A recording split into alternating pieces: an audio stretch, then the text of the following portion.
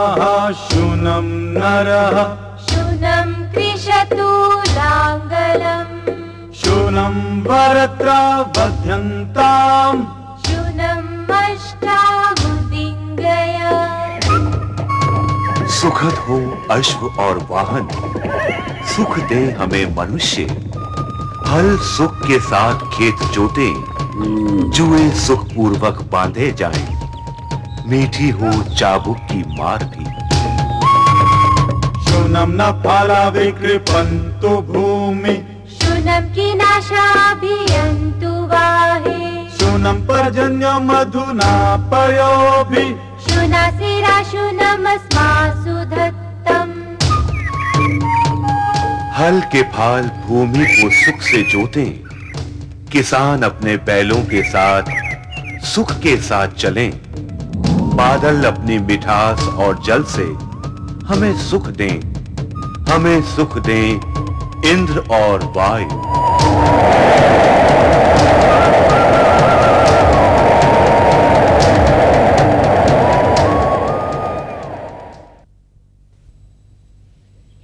सन 1965-67 भारतीय कृषि के इतिहास में ये संकट और चुनौतियों का एक मुश्किल दौर था। वक्त का एक ऐसा मोड़ जहां अगर ये देश जरा भी चूक जाता तो 20 साल पहले मिली आजादी के मायने व्यर्थ हो जाते।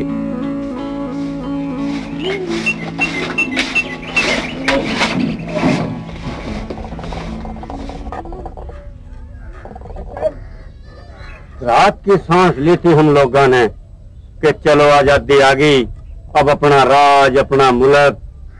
बांध बने, सिंचाई चालू हुई, 5 साला योजना बनी, गांव गांव में बीज खाद बांटते गए। यूं लगा कि भाई अब आवेगी खुशहाली। रे काय की खुशहाली काका, रे भीख के कटोरे में खुशहाली मांगने तो ना मिले है। सही बात है भैया, वो अमेरिका से अनाज मांग मांग के हम अपना पेट भर रहे हैं। उधर पाकिस्तान से लड़ाई हुई और उधार का अनाज बंद।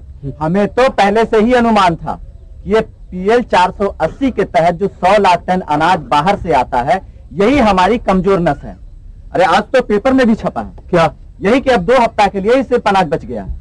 इसके होगा ऊपर से 3 साल का सूखा और अकाल, बरखा भी धोखा देगी भाई। ये 2-3 सालों में तो सब किए किराए पर पानी फेर दिया है। उपज 9 करोड़ टन से घटकर 7 करोड़ हो गई है। 1 हेक्टेयर में तो अब 6 क्विंटल भी अनाज नहीं हो पाता, चाहे कितनी भी मेहनत कर लो, चाहे कितना भी सिंचाई कर लो।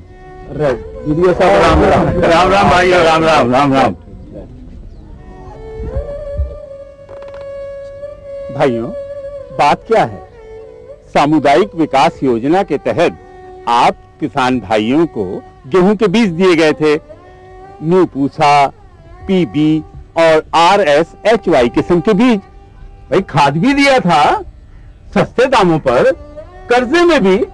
भाई उस सब का क्या किया आप लोगों ने? हमने अपनी तरफ से कोई कमी नहीं छोड़ी वीडियो साहब। बखत पर बुआई की और बखत पर खाद पानी दिया और ये खरपतवार की भी निराई की। तू चुप कर, मैं बताऊं। देखो साहब, आपने जो ये किसानों में बीज बांटे, इनमें यह खामी है कि इसके पौधे में बढ़वार तो अच्छी है पर यहाँ की काछी कमजोर रह गए। बाल आई और दाने में वजन बढ़ा, बस तन्नक सी तेज हवा चल जाओ, घास की ढाल लौट जाए जमीन में। अरे इनसे ना होने की सघन खेती, कितना ही खाद पानी डाल लो। वीडियो साहब, ये घनी कमजोर नस्ल के पौधे हैं और ऊपर का सिंचाई का पानी दो तो इनमें रोग और कीड़े मकोड़े लग जाए हैं। खाद भी ना पचा पावे हैं, पौधे मर जावे हैं। वीडियो साहब, समाचार का समय हो। हाँ हाँ, लगाइए। ये आकाशवाणी है।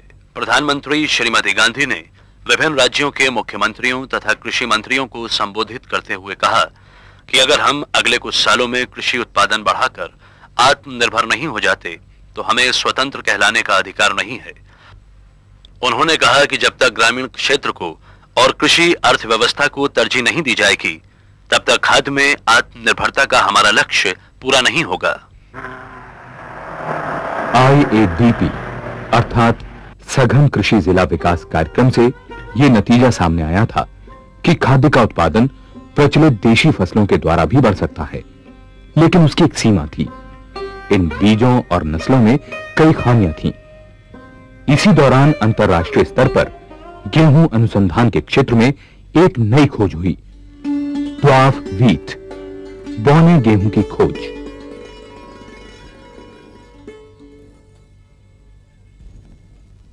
दरअसल हमें पता चला कि पहले मैक्सिको भी हमारी तरह गहरे खाद्य संकट का शिकार था। इसलिए 1943 में रॉकफेलर फाउंडेशन के सहयोग से मैक्सिको के कृषि मंत्रालय ने गेहूं, मक्का और दलहनों के उत्पादन को बढ़ाने के लिए नए प्रयोग एवं अनुसंधानों की शुरुआत की। इस कार्यक्रम के संचालन का भार सौंपा गया डॉक्टर नॉर्मन बोरलॉग, जो बाद में सिमिट यानी इंटरनेशनल मेज and wheat improvement centre Mexico के महानिदेशक बने। और अगर सेकेंड वर्ल्ड वॉर में जापान हारता नहीं तो ना मैक्सिको को जापान का नॉरिन 10 नामक बौने गेहूं का बीज मिलता और ना ही वहां हरित क्रांति आती। बिल्कुल ठीक। डॉक्टर नॉर्मन बोरलॉग ने जापानी नॉरिन 10 के जैविक सूत्रों को पहले अमेरिका के गेंस नामक गेहूं में और फिर उनके सूत्रों को मैक्सिको के उन गेहूं के साथ संकलित किया जो अधिक मात्रा में खाद और पानी को पचा सकते थे और जो रोग प्रतिरोधी थे। और नतीजा किसी चमत्कार से कम नहीं था। मैक्सिको में गेहूं की उपज 1965 में 400% बढ़ गई और कपास 1 लाख टन से बढ़कर 6 लाख टन हो गया। बस फिर क्या था, भारतीय वैज्ञानिकों और सरकार को प्रेरणा मिली। उन दिनों डॉक्टर वीपी पॉल भारतीय कृषि अनुसंधान परिषद के निदेशक थे और प्रख्यात वैज्ञानिक डॉक्टर एमएस स्वामीनाथन और डॉक्टर एवी जोशी दिल्ली के पूसा इंस्टीट्यूट में कृषि अनुसंधान की नई दिशाएं खोज रहे थे। मैक्सिको के इंटरनेशनल मेज एंड व्हीट इंप्रूवमेंट सेंटर के साथ संपर्क साधा गया और 1963 में डॉक्टर नॉर्मन बोरलॉग भारत आए। भारतीय जलवायु, तापमान, मिट्टी की जांच और वैज्ञानिकों से बातचीत करने के बाद डॉक्टर बोरलॉग ने मैक्सिको से बौने गेहूं के बीजों को हमें उपलब्ध कराया।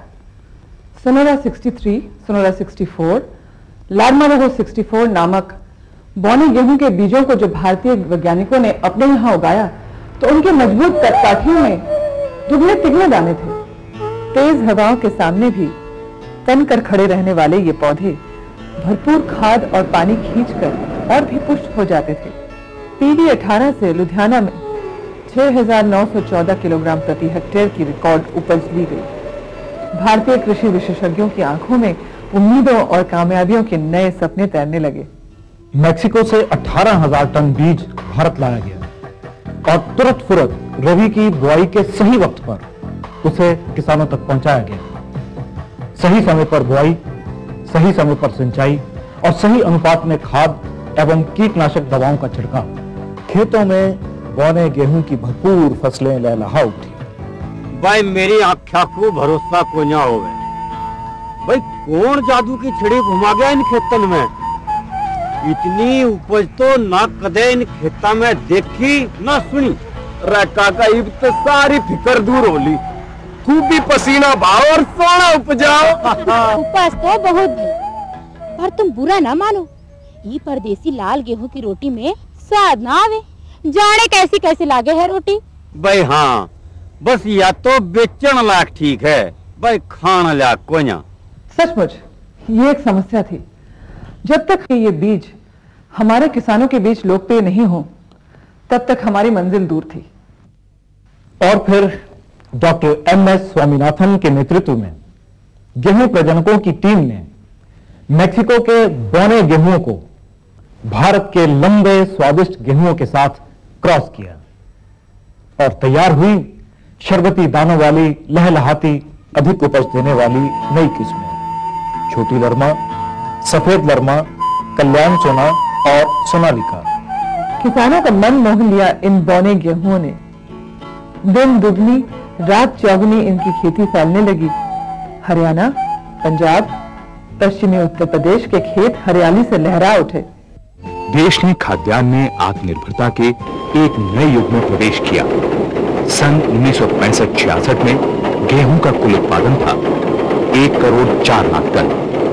ये 1968-69 में बढ़कर हो गया लगभग 2 करोड़ टन। तत्कालीन प्रधानमंत्री श्रीमती इंदिरा गांधी ने गेहूं क्रांति के स्वागत में 1967 में डाक टिकट जारी किया। अमेरिकी पत्रकार विलियम गॉड ने इसे 1968 में नाम दिया ग्रीन रेवोल्यूशन, हरित क्रांति।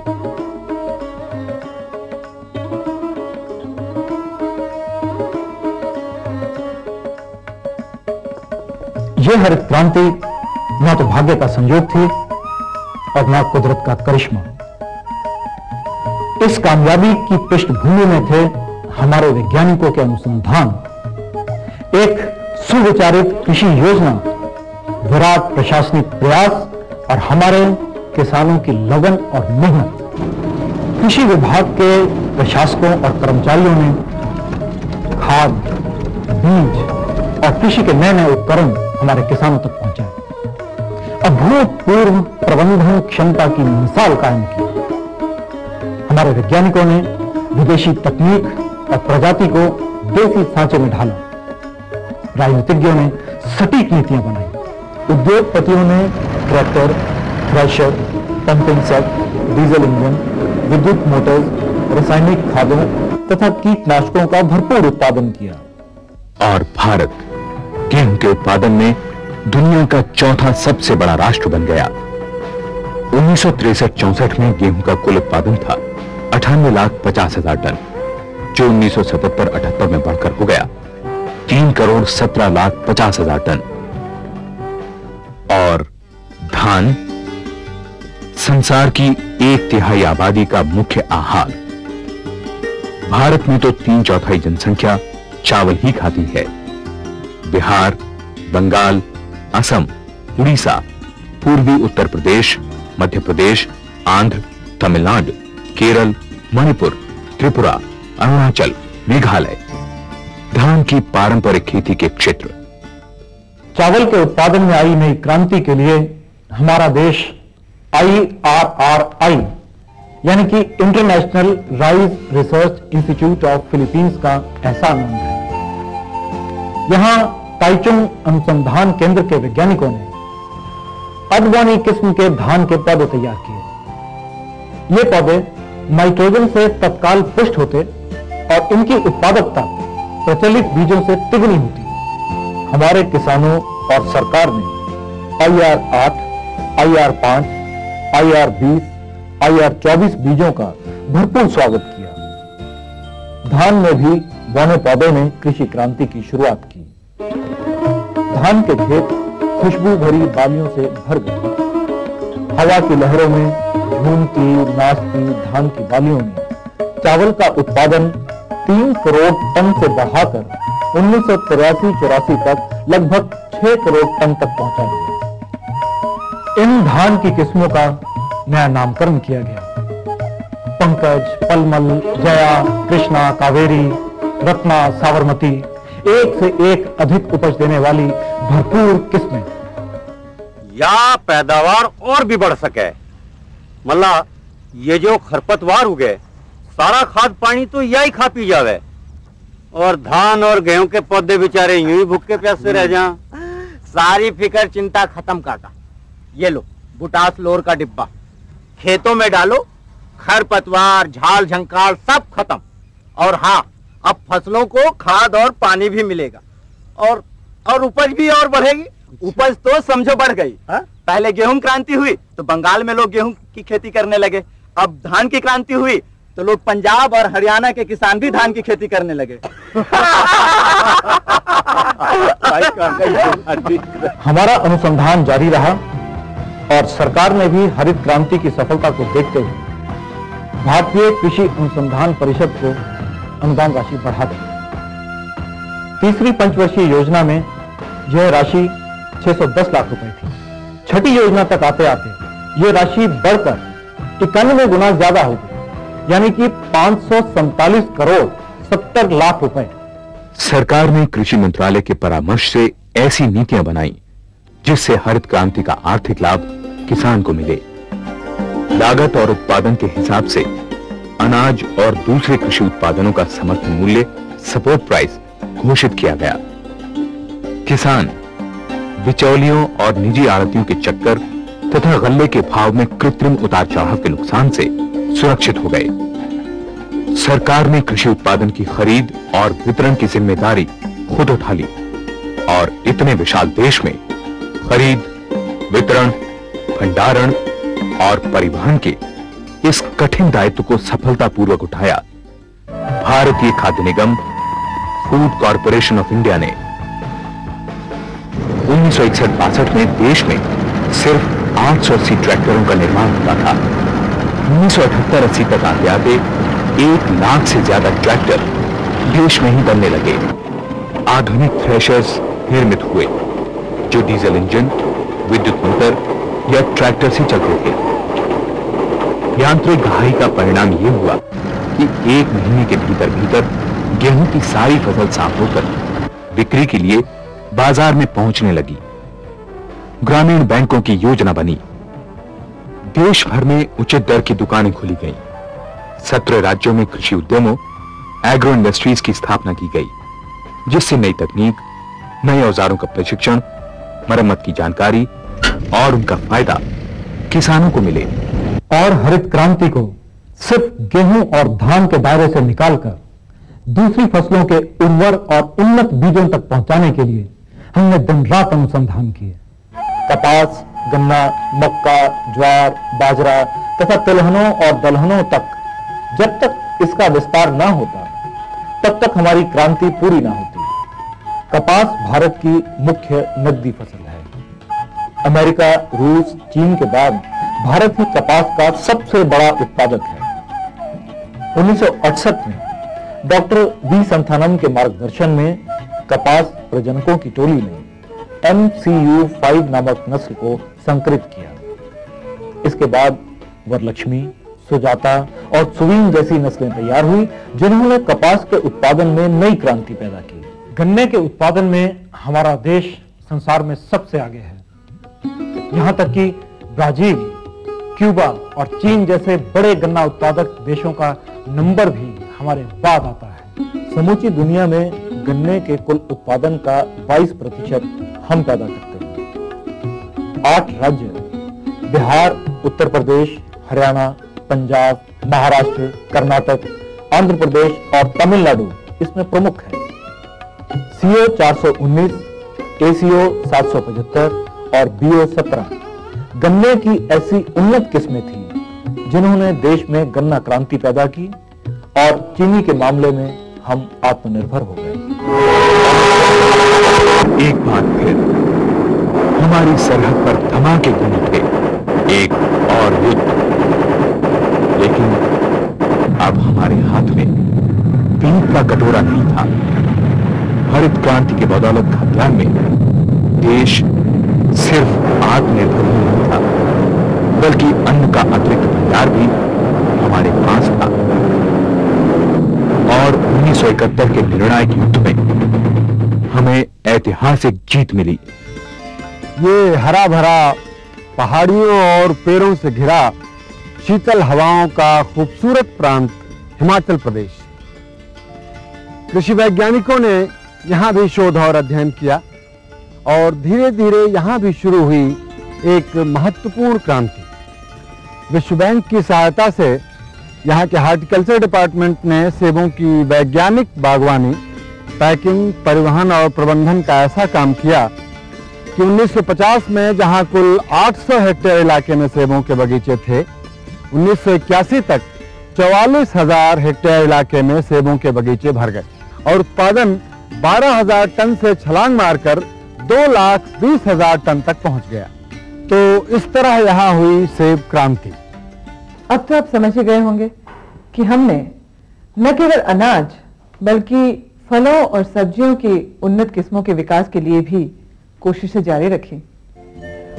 यूगोस्लाविया, कैलिफोर्निया समेत कई देशों से 300 से भी ज्यादा किस्मों के चुनाव और परीक्षण के बाद हरियाणा, पंजाब, राजस्थान, मध्य उत्तर प्रदेश, महाराष्ट्र, आंध्र और कर्नाटक में अंगूर के बागवानी करने वाले किसानों को उन्नत किस्म के अंगूर उपलब्ध करवाए।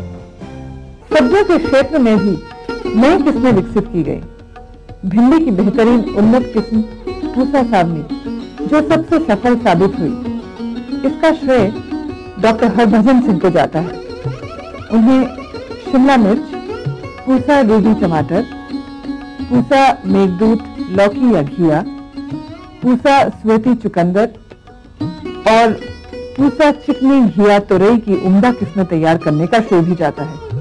इसी तरह पंजाब कृषि विश्वविद्यालय के डॉक्टर करम सिंह नंदपुरी ने टमाटर की पंजाब छुहारा जैसी किस्म विकसित की जो लंबी यात्रा और ढुलाई से भी खराब नहीं होती।